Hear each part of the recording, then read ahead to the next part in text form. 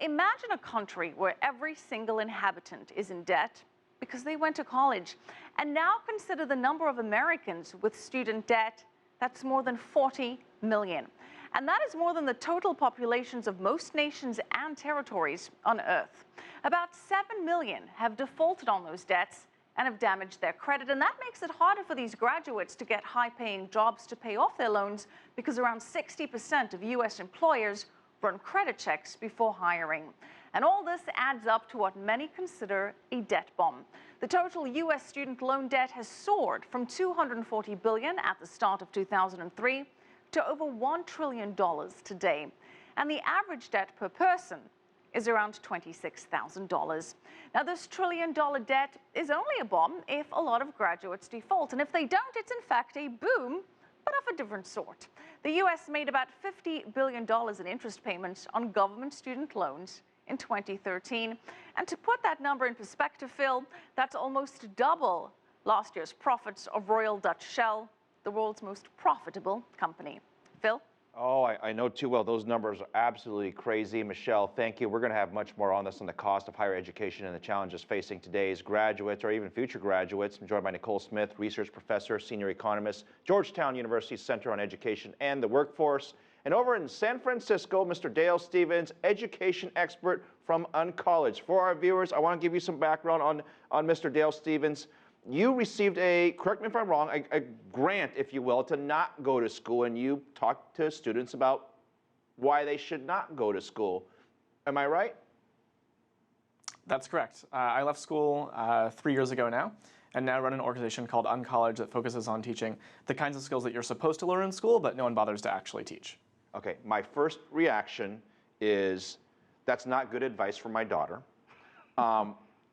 Nicole, I mean, I think that's how a lot of people would think, right? Because you're supposed to go to school, high school, college, you get skills, you go out and work. Is Dale onto something? Is this the right way to think? Well, the issue is there's absolutely nothing wrong with actually accepting the Thiel Scholarship. If you get it, you take, the $100,000 for 2 years, hats off to you. Hell, I'll do it myself. The problem is that you encourage people to not go to school at all, and that's really dangerous, because we know that if you don't go to college, your likelihood of getting a job or succeeding in life is greatly diminished. Okay, but I'll bring up a devil's advocate point here. Michelle just talked about all the debt you're going to incur when you go to school, so I imagine picking the right major is important. I imagine that picking up the right life skills are important, right? Sure, certainly, and it's not only about what type of degree you get. It's a type of major you choose. It's the type of job you get, the occupation, the industry. There's one thing that we don't talk about, the $1 trillion, and that's 40% of that money, of the $1 trillion in student debt, is actually graduate student loans. So, some people have taken this money to go get their master's degrees and above, and that's 40% of all the debt is actually for graduate college, graduate education. Absolutely amazing amount of debt that everyone's racking up.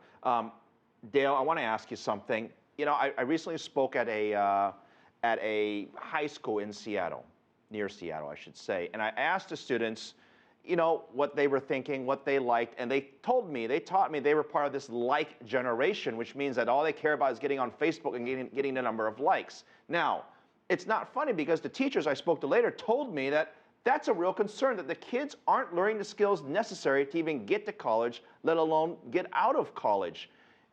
Don't you think that's a big issue, and that's a reason why people should go to college?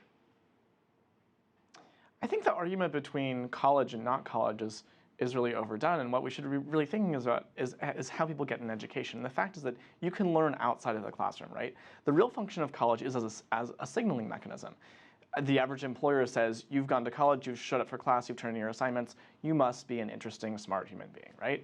And now there are other ways to get that signal. And I think that it's important for young people as they're graduating high school to consider what those other ways are, especially when the costs are incredibly high.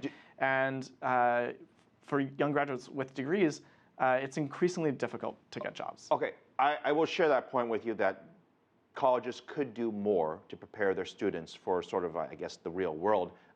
We've got our guest here from Georgetown. If there's one thing that you'd recommend to even a good school like Georgetown, let alone a second or third tier school, what do you want colleges to what do you want them to do? I think, well, part of the question is not really about whether or not we should go to college, but it's what's the alternative? What happens if we don't go? And more importantly, if we really were to compare apples to apples, if we are to compare students from the same socioeconomic backgrounds, from the same types of parents, with the same level of preparedness, we find overwhelmingly that those that go to college make more money, they're better able to connect to the market, and they have much better lifestyles and lifespans later on. So the idea that we discourage people from going to college is just, at the end of the day, ludicrous. If we have the opportunity to go, fine, you should. Dale, what do you want universities like Georgetown to do? I want universities to think about how they're preparing students for the workforce and draw stricter lines between the programs that they create, the skills that they're teaching, and the jobs that their students are going to get, right?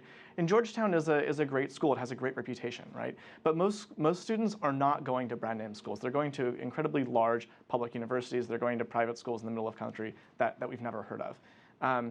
And for students who are graduating from those schools that don't have a reputation like Georgetown, the difficulty in getting a job is much harder. Well, in fairness, I did go to one of those large public institutions that I think a lot of us in this room probably did.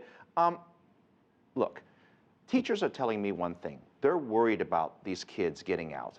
They can't read the way we used to. They can't write the way we used to. They want to do text, SMS, all this other stuff. They're simply not prepared for the real world. They think they're going to go to college, they're going to get a degree in whatever it is, and they're going to come out making $80,000, $90,000, $100,000 a year.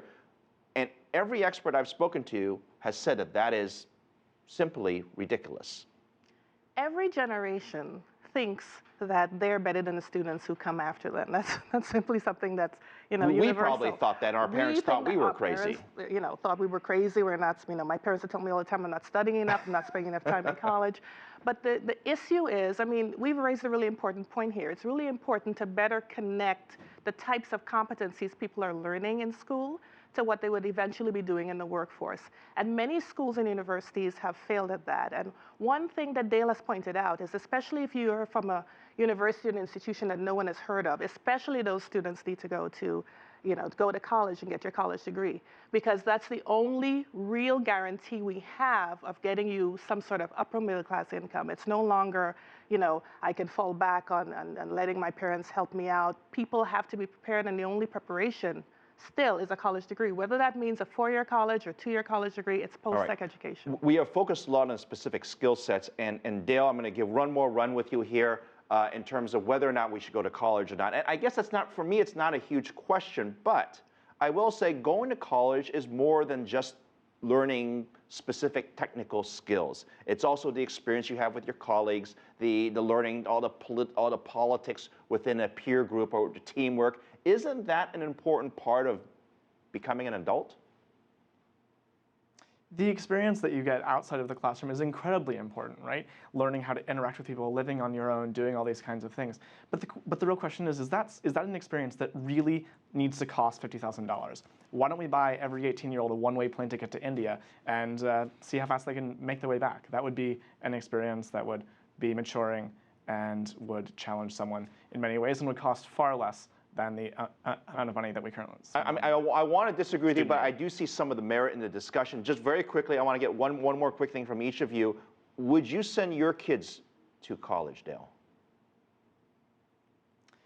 I'm not sure I would send my kids to school. I left school when I was 12, and my experience outside school was far more engaging and taught me the kinds of meta skills to become a better and more effective learner. If they wanted to go, I would let them, but it would really be a question of, does my child actually want to go, and is the intention on their part? All right, Dale Stevens, UnCollege. Nicole, I apologize, we're out of time.